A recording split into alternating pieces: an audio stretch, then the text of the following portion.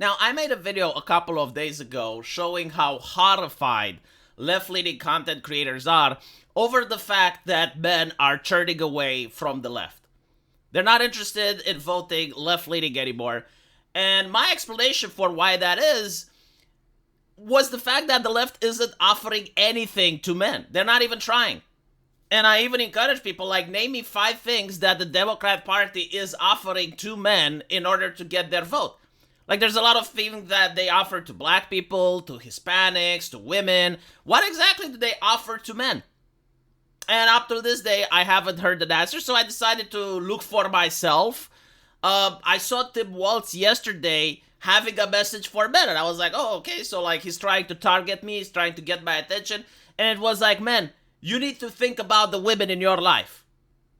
And I was like, well, that's nice, Tim Walz. I think about the women in my life every single day, but where are the messages for women? It's like, hey, women, you need to think about the men in your life, right? If you do not have those messages, but you have, like, the opposite message, it makes us feel not wanted.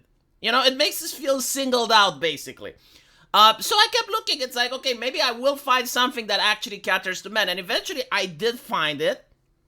It was a very bizarre, very weird, as they like to say, political advert, which was indeed targeting men. It was offering them something, although offering is not the word that I would put it. It was more like emotional blackmail. And that was that if you go on Tinder and if they find out you vote for Trump, women will not want to date you. It's like, whoa, that's interesting. So basically, like, the thing that the Democrat Party is offering to men is the thing that men have been doing for thousands of years, getting laid. Like, all my ancestors got laid without the Democrat Party, and you're basically now saying that unless men vote for you, we will not be able to do what all of our ancestors have done. But to me, it was hilarious because it was showing a fundamental misunderstanding of what a man is. I guess I should stop asking leftists what is a woman, and I need to start asking what is a man, because I think they don't know. They don't know the answer to either of these questions. They genuinely believe about men from what they see in American pop culture, in TV shows, sitcoms. Maybe they talk with the soy boy at the office, and the soy boy is afraid to speak their mind, so they just say the correct things. But the reality is they unironically think that men are all about getting laid.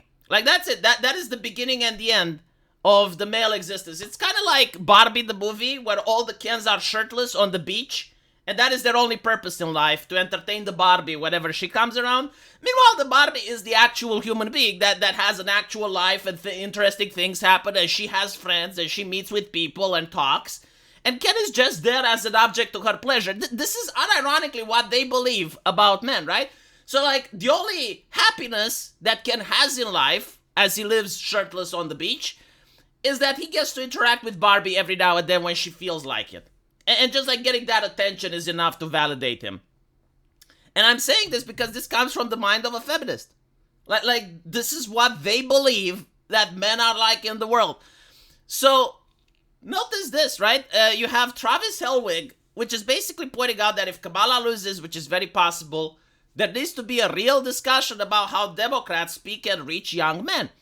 There are very few straight men under 40 in the Democratic consultant class, so when ads try to reach young men, they come off as weird. And this is true, because, like, you have the ideology that believes in representation. Like, they unironically believe that you cannot relate unless the person on the screen is the same gender, race, and sex as you, right? But when it comes to actual politics, when it comes to actually on how to run a nation, all of a sudden representation doesn't matter. So they don't have many, men that are between the age of 18 and 30 that are straight, cisgender, and white. But representation is very important, right? So they're also shocked that it's like, okay, we're not listening to this demographic. We don't seem to care about this demographic. And when we try to appeal to this demographic, we either try to emotionally blackmail them, or we're basically saying that we don't understand anything about them. Why aren't they voting for us? So here you have this lady, which is exactly what I've been talking about. I wish there were more ladies like her, because, like, the more the ladies like her, the less people to vote left. She's basically saying young men don't want to be reached? I mean, listen to this absurdity. How likely do you think it is that she actually tried to reach young men? And I don't mean this in the way leftists try to reach people, because leftists believe that they have discovered the essence of humanity and the ultimate truth, and they are absolutely right. So they can only come to someone that's not a leftist from a position of power, from a position of enlightenment.